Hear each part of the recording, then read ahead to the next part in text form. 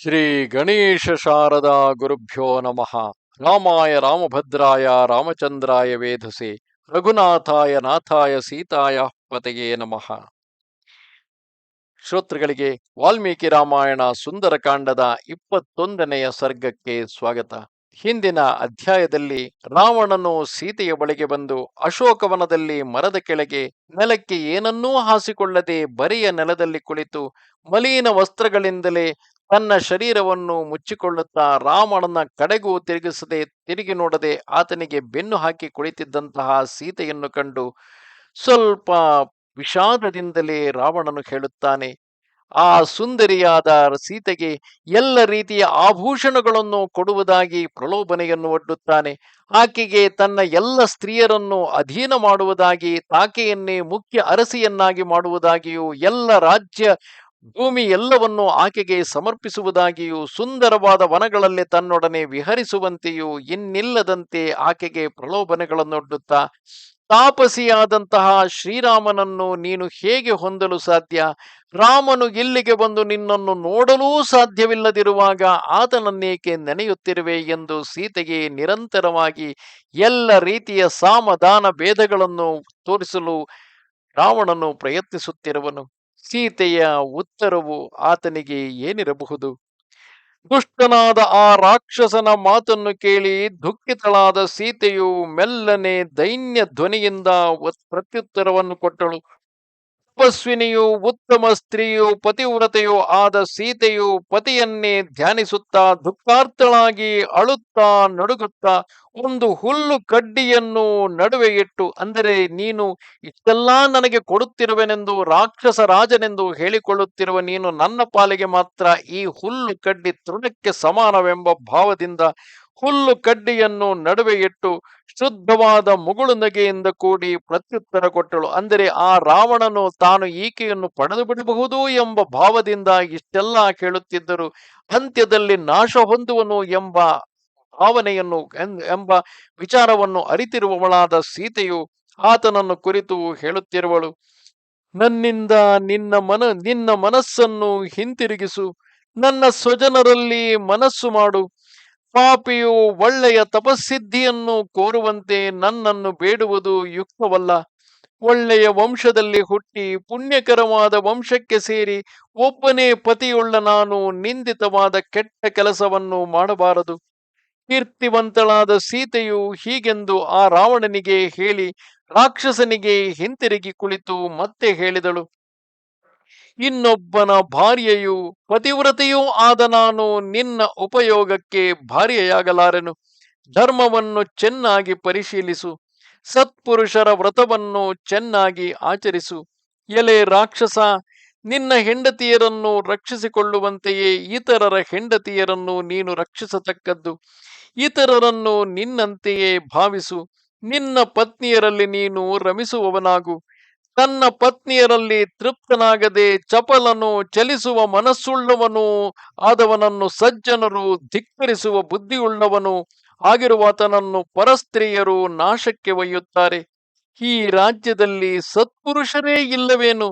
ಅಥವಾ ಇದ್ದರೂ ಅವರ ಮಾತನ್ನು ನೀನು ಕೇಳುತ್ತಿಲ್ಲವೋ ಹೇಗೆ?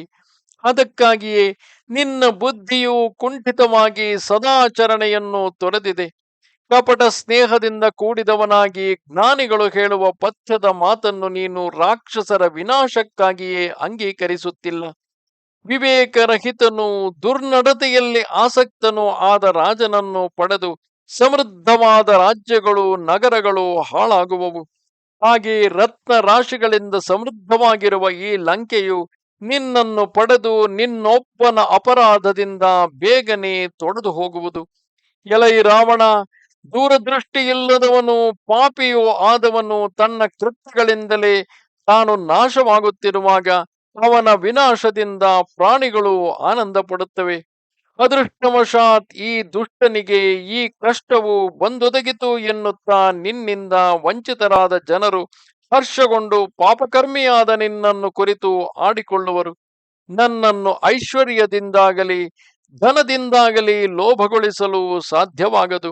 ಸೂರ್ಯನೊಡನೆ ಆತನ ಕಾಂತಿಯು ಹೊಂದಿಕೊಂಡಿರುವಂತೆ ನಾನು ರಾಮನಿಂದ ಪ್ರತ್ಯೇಕತೆಯನ್ನು ಹೊಂದಿಲ್ಲ. ಲೋಕನಾಥನಾದ ಆತನ ಸುಂದರವಾದ ಭುಜವನ್ನು ಆಶ್ರಯಿಸಿದ ನಾನು ಬೇರೊಬ್ಬನ ಭುಜವನ್ನು ಹೇಗೆ ತಾನೇ ಆಶ್ರಯಿಸಿಯೇನು?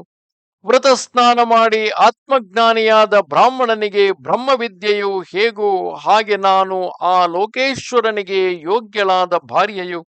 ಕಾಡಿನಲ್ಲಿರುವ ಯೌವನವತಿಯಾದ ಹೆಣ್ಣಾನೆಯ ಬಳಿಗೆ ಗಜರಾಜನನ್ನು ಕರೆತರುವಂತೆ ದುಃಖಿತಳಾದ ನನ್ನ ಬಳಿಗೆ ರಾಮನು ಬಂದು ಸೇರುವಂತೆ ಮಾಡು.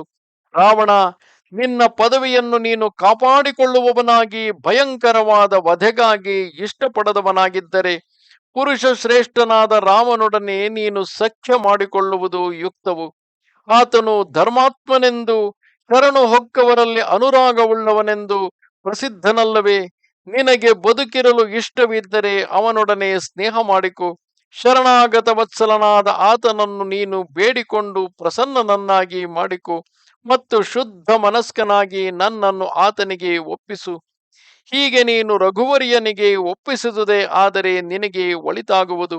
ಎಲ ರಾವಣ, ನೀನು ಬೇರೆ ತರದಲ್ಲಿ ವರ್ತಿಸುವುದೇ ಆದರೆ ನಿನ್ನ ವಧೆಯಾಗುವುದು. ಪ್ರಯೋಗಿಸಲ್ಪಟ್ಟ ವಜ್ರಾಯುಧವು ನಿನ್ನನ್ನು ಬಿಟ್ಟರೂ ಬಿಡಬಹುದು. ಯಮನು ನಿನ್ನನ್ನು ಬಹಳ ಕಾಲ ಬಿಟ್ಟಿರಬಹುದು. ಆದರೆ ಲೋಕನಾಥನಾದ ಆ ರಾಮನು ಬಹಳ ಕೋಪಗೊಂಡ ಮೇಲೆ ನಿನ್ನಂಥವನನ್ನು ಬಿಡಲಾರನು. ಮಹಾಧ್ವನಿಯುಳ್ಳ ರಾಮನ ಧನುಸ್ಸಿನ ಶಬ್ದವನ್ನು ದೇವೇಂದ್ರನು ಬಿಟ್ಟ ಸಿಡಿಲಿನ ಧ್ವನಿಯಂತೆ ನೀನು ಕೇಳುವೆ. ರಾಮ ಲಕ್ಷ್ಮಣರ ಗುರುತುಗಳನ್ನು ತಾಳಿ ಒಳ್ಳೆಯ ಗಿಣ್ಣುಗಳುಳ್ಳ ಬಾಣಗಳು ಉರಿಯುತ್ತಿರುವ ಬಾಯುಳ್ಳ ಸರ್ಪಗಳಂತೆ ಬೇಗನೆ ಇಲ್ಲಿ ಬಂದು ಬೀಳುವುವು. ಈ ಪಟ್ಟಣದಲ್ಲಿ ಎಲ್ಲೆಲ್ಲಿಯೂ ರಾಕ್ಷಸರನ್ನು ಹೊಡೆಯುತ್ತಾ ಬೀಳುವ ರೆಕ್ಕೆಗುಳ್ಳ ಬಾಣಗಳು ಪ್ರದೇಶವನ್ನೆಲ್ಲ ಮುಚ್ಚಿಬಿಡುವವು. ರಾಕ್ಷಸರೆಂಬ ಮಹಾ ಸರ್ಪಗಳನ್ನು ದೊಡ್ಡದಾದ ರಾಮನೆಂಬ ಆ ಗರುಡನು ಹಾವುಗಳನ್ನು ಎತ್ತುವ ತೆರದಲ್ಲಿ ವೇಗದಿಂದ ಎತ್ತಿ ಬಿಡುವನು. ವಿಷ್ಣುವು 3 ಹೆಜ್ಜೆಗಳಲ್ಲಿ ಕಾಂತಿಯುತವಾದ ಐಶ್ವರ್ಯವನ್ನು ರಾಕ್ಷಸರಿಂದ ಅಪಹರಿಸಿದಂತೆ ಶತ್ರು ಸಂಹಾರಕನಾದ ಆತನು ನಿನ್ನ ಕಡೆಯಿಂದ ಬೇಗನೆ ನನ್ನನ್ನು ಬಿಡಿಸಿಕೊಂಡು ಹೋಗುವನು.